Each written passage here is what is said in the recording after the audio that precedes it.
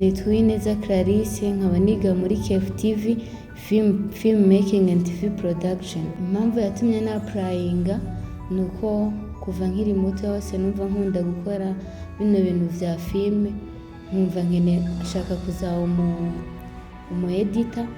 Noneho ngira amahirwe nda applyinga nza hano mbona baramfasha, nda applyinga baramfata ngera hano mpera hasi nyine atakintu na kimwe nzi, ariko ubu nshobora gufata ifoto nka editinga ikagaragara neza, video nkayifata hama nka editinga ikagaragara neza.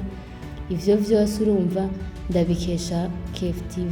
Hano muri KEF TV babimpaye neza, babimpana mbifata neza, ubumenyi ni bwinshi batanze, babutanga no mu buryo bwuzuye.